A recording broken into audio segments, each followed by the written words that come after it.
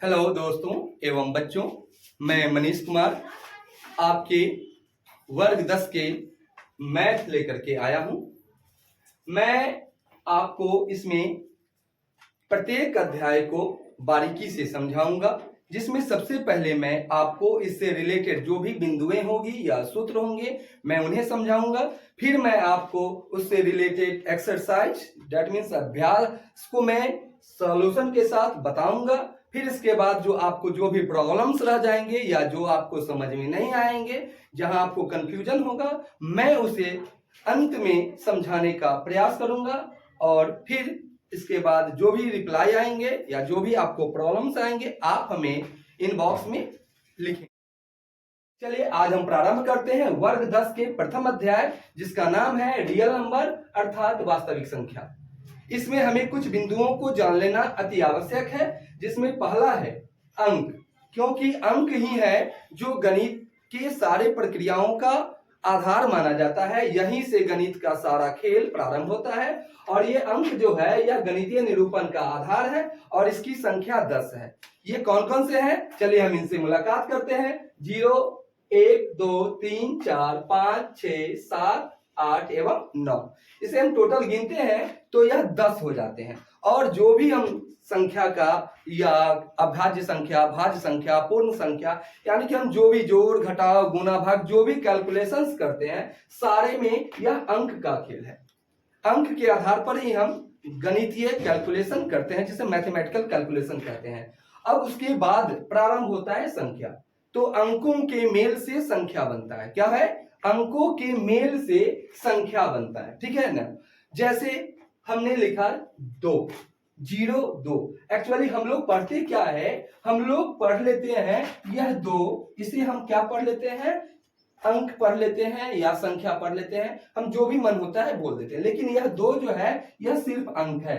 यह संख्या जब होगा जब यहाँ 0 लगेगा। यह संख्या तभी होगा जब यहाँ 0 लगेगा, और वो भी 2 से पहले 0 लगेगा तो यह संख्या होगा, नहीं तो यह क्या होगा, यह अंक कहलाएगा, जिसे हम डिजिट्स कहते हैं।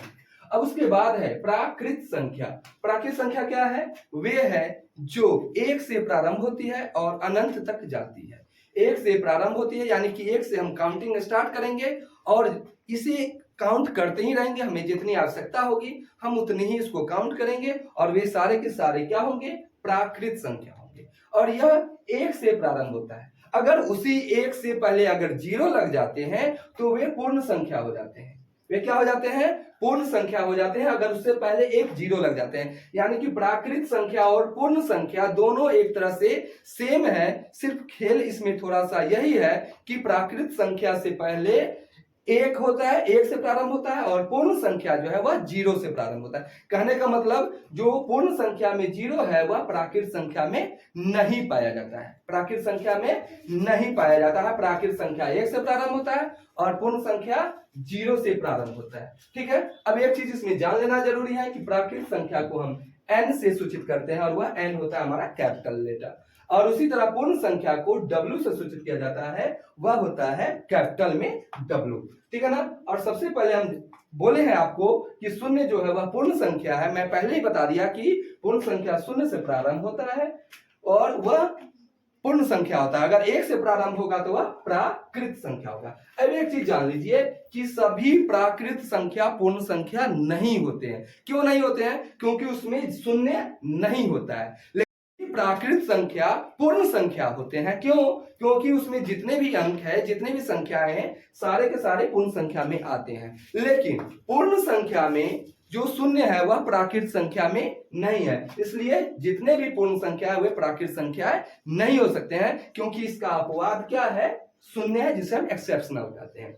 अब चलिए इसके बाद संख्या की जो इसके डिवीजन होते हैं उसमें पहला क्रम आता है सम संख्या। ये होते हैं 2 से विभाज्य। अगर 2 से कोई भी संख्या पूरे कट जाएंगे तो वे सम संख्या कहलाएंगे। और इसका पहचान है, इसका पहचान क्या है कि इसके अंत में 0, 2, 4, 6 एवं 8 होता है। इसकी पहचान है, जब ये आप देखिए कि कोई संख्या है, आप देखिए कि कोई संख्या है और उसके अंत में ये लिखा हुआ है, क्या लिखा हुआ है, 0, 2, 4, 6 एवं 8, तो सीधा आप आंख मूंद के कह दीजिए कि यह सम संख्या है। अगर वही आप उसके अंत में 1, 3, 5, 7 एवं 9 देखते हैं तो आप इसे आंख मुंद करके कह दीजिए कि यह क्या है, विषम संख्या। और एक चीज याद करें, विषम संख्या 2 से पूरा पूरा नहीं करता है, 2 से नहीं करता है। हमने एक उदाहरण दिया, 2 से 19 को काटे, 2 से 19 को काटे तो 9 बार में कटा, 2 से 9 बार में 19 कटा नहीं, एक शेष रह गया। 2 से 9 तो 2 नमा 18, फिर भी हमारा एक शेष बच जाता है, एक शेष बच जाता है, इसलिए यह हमारा विषम संख्या नहीं है, सॉरी सम संख्या नहीं है, यह विषम संख्या क्या है, सम संख्या नहीं है, क्या है, विषम संख्या। उसी तरह 105 को करेंगे, उसी तरह 105 को काटेंगे तो 2 से 105 को करें, 2 पंचे 10 कट गया, फिर उसके बाद 5 को काटेंगे, 2 दूनी 4, 5 में से 4 गया तो कितना बच गया, 1 बच गया, तो यह क्या होगा, विषम संख्या नहीं होगा। फिर उसके बाद देखिए पूर्णांक, पूर्णांक क्या होता है, पूर्णांक 3 तरह से होते हैं। एक हम ये कांस्टेंट है, हम हो गए शून्य, हमारे जो राइट साइड होते हैं, हम यहाँ अपोजिट्स खड़े हैं, एक्चुअली ऐसे खड़ा हो जाता है, हम आपको अपोजिट्स खड़े हैं, तो राइट पोर्शन में जो होता है वह होता है आपको धनात्मक value, that means positive sign. Left side में जो होता है वह निगेटिव साइन होता है, दैट मीन्स ऋणात्मक होता है, ऋणात्मक होता है। और बीच में जो हम है वह शून्य है, यानी कि बीच में जो होता है शून्य, और शून्य से ही पूर्णांक का जो भी होता है फॉर्मेट तैयार किया जाता है। तो उसके लेफ्ट साइड ऋणात्मक रूप होता है, राइट साइड धनात्मक रूप होता है। धनात्मक दैट मीन्स पॉजिटिव वैल्यू, ऋणात्मक दैट मीन्स निगेटिव वैल्यू। तो अगर 1, 2, 3, 4 दैट मीन्स 1, 2, 3, 4, 5 यह बढ़ता जाएगा, ठीक है ना, तो यह हो जाएगा धनात्मक रूप, यानी कि यह धनात्मक पूर्णांक हो जाएगा जिसे धन पूर्णांक कहेंगे, और यह हो जाएगा -1, -2, -3, -4, ये बढ़ता जाएगा तो यह हो जाएगा ऋणात्मक रूप, जिसे हम ऋणात्मक पूर्णांक कहते हैं या ऋण पूर्णांक कहते हैं। अब उसके बाद एक चीज आपको इसमें जान लेना जरूरी है, जानना जरूरी क्या है कि ऋण पूर्णांक और धन पूर्णांक। ऋण पूर्णांक क्या होता है कि यह माइनस में होता है, और धन पूर्णांक क्या होता है, प्लस में होता है। और एक चीज जान लीजिए कि ऋण पूर्णांक जो जितना बड़ा होता है वह उतना ही बड़ा छोटा होता है, ऋण पूर्णांक में जो जितना बड़ा होता है वह उतना ही छोटा होता है। जैसे हम एक कंपैरिजन करेंगे कि -10 और -3 में कौन बड़ा है, तो -3 बड़ा है। लेकिन वही उल्टा अगर बोलेंगे कि 10 और 3 में कौन बड़ा है, तो हमारा जवाब क्या होगा, 10 बड़ा है।